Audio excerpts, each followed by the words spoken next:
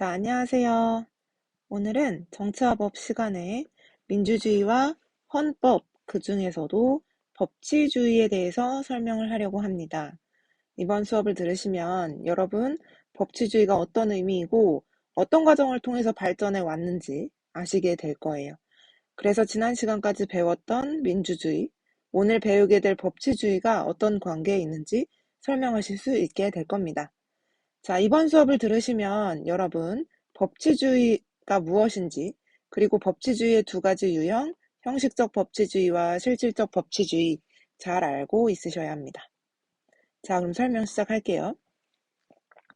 우선 법치주의는 한자어거든요. 법법자의 다스릴 치입니다. 즉, 사람이 다스리는 인치주의가 아닌 법이 다스리는 법의 지배를 의미하게 됩니다. 여러분, 사람의 지배가 무조건 나쁜 거는 아니에요. 오히려 우리나라 같은 경우에 세종대왕 같은 성군이 있었죠.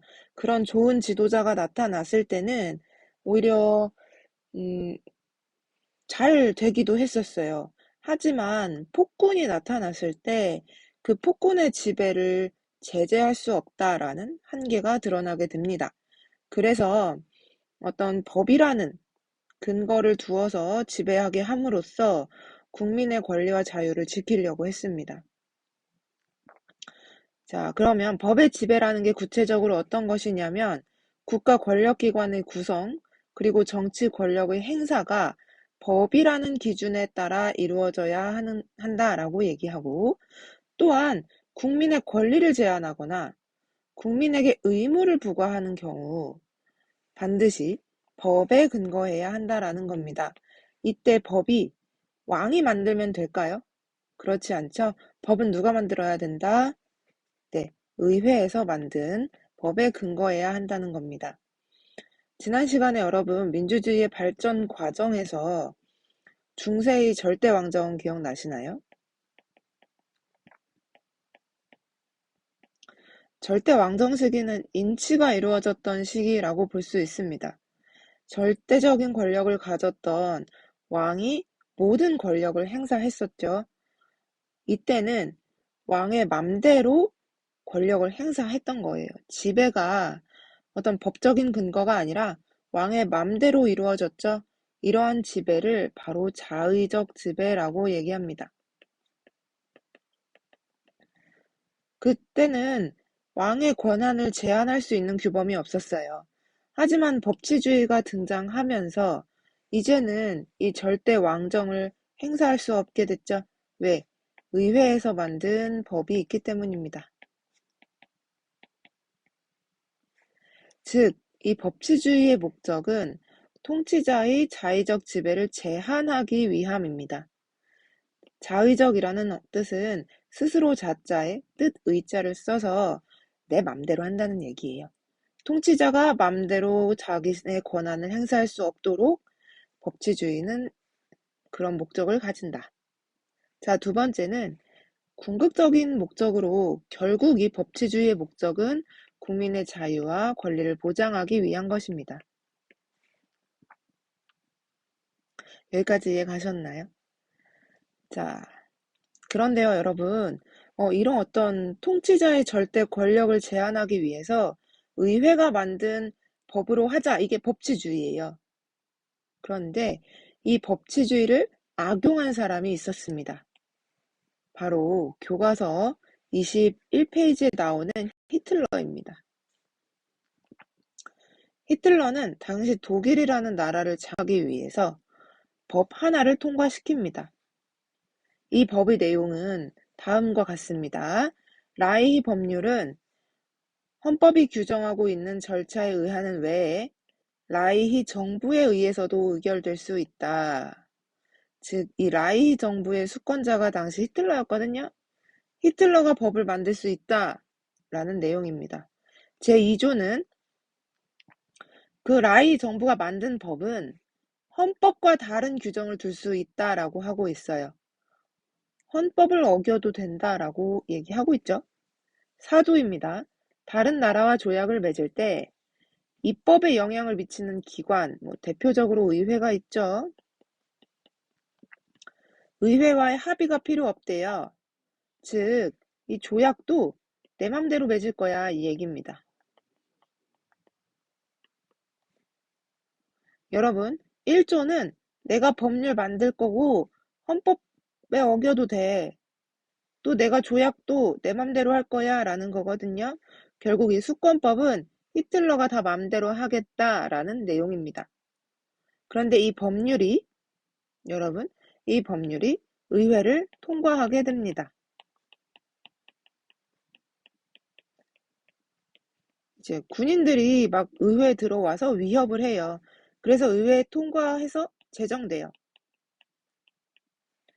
여러분, 이거 법치주의적 관점으로 바라본다면 옳아요? 옳지 않아요? 법치주의적 관점에서 본다면 문제가 없습니다. 왜요? 의회를 통과했기 때문이에요. 자, 그런데 여러분, 우리 형식적 법치주의에서, 즉, 법치주의에서는 의회가 통과시키는 법으로 지배하면 괜찮다고 했잖아요. 그래서 문제가 없는 겁니다. 히틀러는 의회에서 어쨌든 통과시켰어요. 그러니까 히틀러의 독재는 합법적인 것이 되어버렸죠. 자, 그게 바로 이 초기의 형식적 법치주의입니다. 처음에는 법적인 절차와 형식만 준수하면 내용이나 목적은 따지지 않았습니다. 내용이 무엇이든 정당하다라고 생각했어요. 그래서 히틀러가 통과시킨 법으로 유대인을 학살하거나 자기가 독재해도 어쨌든 합법적이잖아요. 그래서 이 얘기입니다. 목적이나 내용에 관계없이 통치의 합법성만을 강조했습니다. 사실 이 법치주의 자체가 나쁜 건 아니에요. 그 이전에 정권을 휘둘렀던 통치자를 방지하고 또 국민의 자유와 권리를 보장하기 위한 거니까 이거 자체는 사실은 문제가 없는데 악용하는 사람들이 나타난 겁니다. 이 악용한 거예요. 그래서 오히려 이 형식적 법치주의를 활용해서 합법적 독재를 합니다. 자, 전 세계가 놀랐어요. 아, 이렇게 나쁘게 이용할 수도 있구나. 이거는 근데 오히려 이 히틀러의 수권법으로 국민의 자유와 권리가 침해되었죠. 또 이 수권법의 목적이 뭐였어요? 통치자의 독재였잖아요. 한 거예요. 그래서 이제는 우리가 진짜로 이 법이 국민의 자유와 권리를 지키려는 목적이고 또 그 내용이 합당한 것까지 봅시다 라는 얘기가 나온 겁니다. 자, 그래서 법적 절차와 형식 준수뿐만 아니라 그러니까 이것도 당연히 지켜야 돼요. 절차와 형식도 지켜야 되고 나아가서 법의 내용과 목적도 정당해야 된다라는 얘기입니다. 이때 이 내용과 목적이 정당한지를 판단하는 기준이 헌법입니다. 그럼 국민의 자유와 권리를 담고 있는 법이거든요. 이 헌법에 부합하는지 판단해야 한다. 그게 바로 찐 법치주의다 해서 실질적 법치주의라고 부르게 되었습니다. 자, 그래서 통치의 합법성. 그 통치의 기준이 의회에서 통과시킨 법에 의한 것인지 보는 합법성도 중요하고요. 거기에 나아가서 내용과 목적이 정당한가를 보는 정당성도 강조하게 되었습니다. 이게 바로 실질적 법치주의입니다. 즉, 초기의 법치주의, 형식만 따졌던 법치주의에서 나아가서 이제는 형식과 함께 내용과 목적도 보는 실질적 법치주의로 발전하게 된 거죠. 그럼 여러분, 우리나라는 형식적 법치주의를 추구할까요? 실질적 법치주의를 추구할까요? 아마 실질적 법치주의라고 생각하실 것 같아요. 그런데 대한민국 헌법에 어디에서도 대한민국은 실질적 법치주의자라는 내용은 없습니다. 그런데 왜 우리가 실질적 법치주의라고 하냐? 제도를 통해서 알 수 있습니다.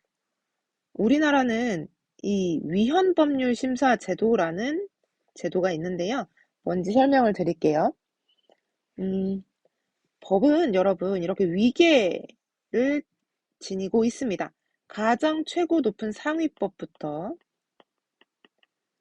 그 아래 하위법들로 이루어져 있는데요. 당연히 이 하위법은 자기 위에 있는 상위법들을 어기면 안 됩니다.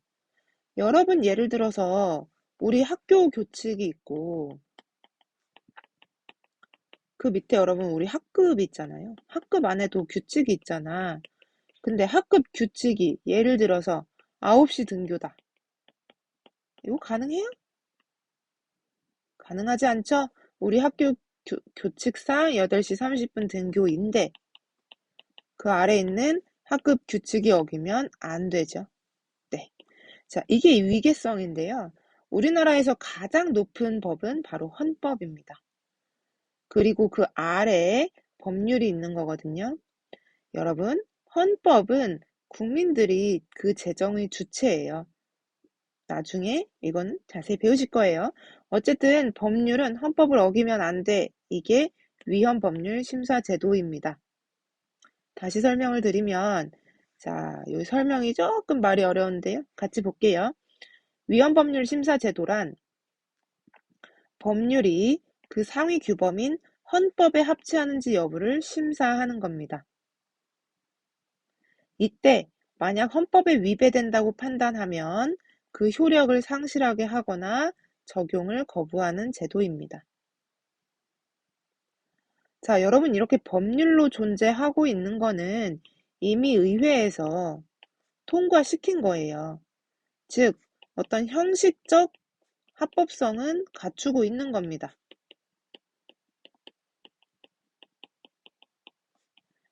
형식적 합법성을 갖추고 있는데도 불구하고 헌법을 기준으로 해서 그 법의 내용이나 목적이 정당한지 심사하고 있죠.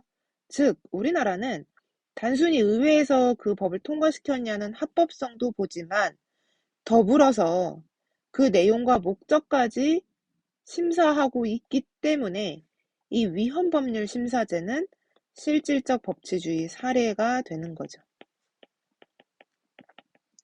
그리고 이러한 제도가 있는 우리나라는 실질적 법치주의구나 라고 알 수 있는 겁니다. 참고로 그 법이 헌법에 위배되는지 심사하는 기관은 우리나라는 헌법재판소라는 기관에서 하고 있습니다. 자, 여기까지 이해 가셨나요? 자, 법치주의를 설명했습니다. 자, 그래서 법치주의란 결국은 어떤 자의적 지배를 막기 위해서 법이라는 통치 근거를 두고 그 법의 기준에 맞게 통치하는 제도입니다. 자, 그렇다면 이 법치주의가 민주주의랑 어떤 관계를 있는지 볼게요. 자, 우선 첫 번째, 상호 보완적이다. 민주주의는 자, 우리 민주주의 이념 3가지 배웠습니다. 인간의 존엄성, 자유, 평등을 추구합니다. 자, 법치주의는 한편 국가 작용이 무엇을 통해 이루어지게 하죠? 법치주의잖아. 법을 통해 이루어지게 합니다. 구체적으로는 헌법과 법률을 통해 이루어지게 하는데요. 자, 법치주의가 헌법과 법률을 하는 근거를 통해 통치를 하게 함으로써 국민의 자유와 권리를 보장하죠. 근데 이거는 민주주의가 추구하는 가치잖아요. 그래서 법치주의는 민주주의를 실현하기 위한 제도다라고 볼 수 있습니다. 그렇다면 법치주의가 잘 실현이 돼야 될 텐데 법치주의가 잘 실현되려면 여러분 법에 얘들아 누구의 의사가 반영되어야 할까요? 그렇죠. 법은 지도자의 의사가 아니고 일반 국민의 의사가 반영된 법이 제정됐을 때 법치주의가 제대로 실현될 수 있겠죠. 그리고 법치주의가 잘 돌아가야 민주주의도 실현이 되겠죠. 그래서 법치주의는 민주주의의 수단이고 또 한편으로 국민의 의사가 잘 반영되려면 민주주의가 필요합니다. 서로 도움을 주는 상호 보완 관계다라고 볼 수 있어요. 한편 또 긴장이 이루어지기도 하는데 이 민주주의는 이 국민이 지배하는 거잖아요. 국가의 주인은 국민이고 그 국민의 뜻을 따르는 게 민주주의야. 근데 국민은 계속 바뀝니다. 그렇다 보니 민주주의는 변화의 역동성을 내재하고 있습니다. 계속 변화해야 해요. 하지만 법치주의는 이 법을 통해서 사회 질서를 유지하고자 하는 원리이기 때문에 그렇게 자꾸 바뀌는 걸 좋아하지 않습니다. 법치주의는 안정을 추구합니다. 여러분, 학교의 주인은 학생인데 학생들은 계속 바뀌어요. 하지만 학교의 교칙이나 교훈은 그 변화에 발맞춰서 빠르게 바뀌지 않습니다. 그렇다 보니 학생들이 추구하는 것과 이 교칙이나 교훈 간에 맞지 않는 어떤 대립이 발생할 수 있습니다. 네. 그래서 이런 거는 균형적으로 결국은 이제 서로 상호 보완 관계이지만 때때로 대립이 발생할 수 있다라는 것이고요. 결국은 이제 균형적으로 발전해 나가야 한다라는 거죠. 너무 민주주의만 강조할 수도 없고 법치주의만 강조할 수도 없어요. 그렇기 때문에 민주주의와 법치주의가 서로 조화를 이루면서 발전해 나가야겠죠. 네, 여기까지 법치주의 설명이었고요. 우리 지금까지 정치의 의미와 기능, 법의 의미와 이념 세 가지, 정의, 한목적성, 법적 안정성, 그리고 민주주의의 의미와 발전 과정, 그리고 오늘 법치주의의 의미와 발전 과정까지 했습니다. 자, 지금까지 배운 것을 토대로 여러분 6페이지에 정리를 한번 해보시면 좋을 것 같습니다. 자, 오늘 설명은 여기까지 할게요. 수고하셨습니다.